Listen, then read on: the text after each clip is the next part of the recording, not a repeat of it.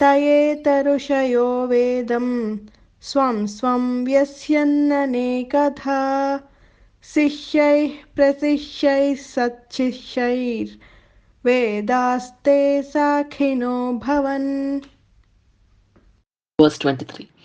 All these learned scholars, in their turn, rendered the entrusted Vedas unto their many disciples, grand disciples, and great grand disciples, and thus the respective branches of the followers of the Vedas came into being. तयेव वेदा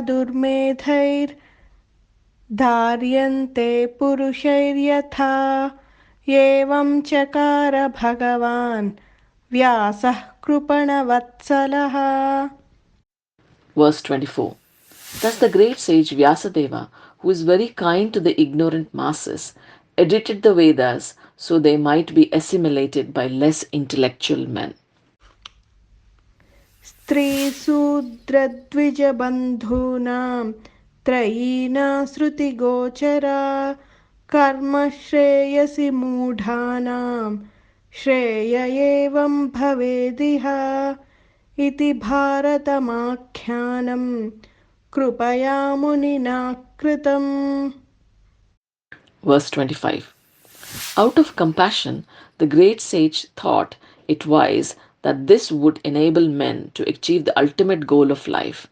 Thus, he compiled the great historical narration called the Mahabharata for women, laborers, and friends of the twice born. एवं प्रवृत्तस्य सदा भूतानां श्रेयसि द्विजाः सर्वात्मकेनापि यदा नातुष्यदृदयं ततः. Verse 26.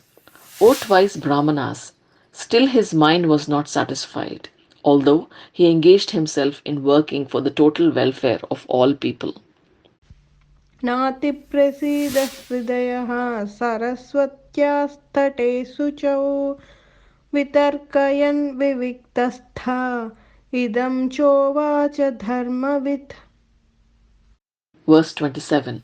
Thus the sage, being dissatisfied at heart, at once began to reflect, because he knew the essence of religion, and he said within himself,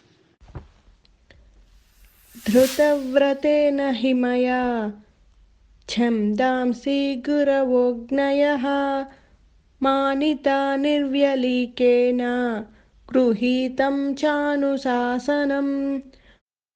verse 28.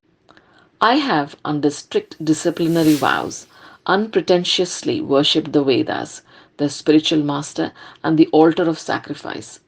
I have also abided by the rulings भारतव्यपदेशेन ह्याम्नायार्थस्य प्रदर्शितः दृश्यते यत्र धर्मादि स्त्रीशूद्रादिभिरप्युता. verse 29, and have shown the import of disciplic succession through the explanation of the Mahabharata, by which even women, Shudras, and others, friends of the twice born, can see the path of religion. तथापि बत मे दैह्यो ह्यात्मा चैवात्मना विभुः असम्पन्न इवा भाति ब्रह्मवर्चस्य सत्तमः. Verse 30, I'm feeling incomplete, though I myself am fully equipped with everything required by the Vedas. किं वा भागवता धर्मा न प्रायेण निरूपिताः प्रियाः परमहंसानां तयेव ह्यच्युतप्रियाः. Verse 31. This may be because I did not specifically point out the devotional service of the Lord, which is dear both to perfect beings and to the infallible Lord. तस्यैवं खिलमात्मानं मन्यमानस्य खिद्यतः कृष्णस्य नारदो भाग्यात् आश्रमं प्रागुदाहृतम्. Verse 32. As mentioned before, Narada reached the cottage of Krishna Dvaipayana Vyasa on the banks of the Saraswati, just as Vyasadev was regretting his defects. तमभिज्ञाय सहसा प्रत्युत्थाय गतं मुनिः पूजयामास विधिवन् नारदं सुरपूजितम्.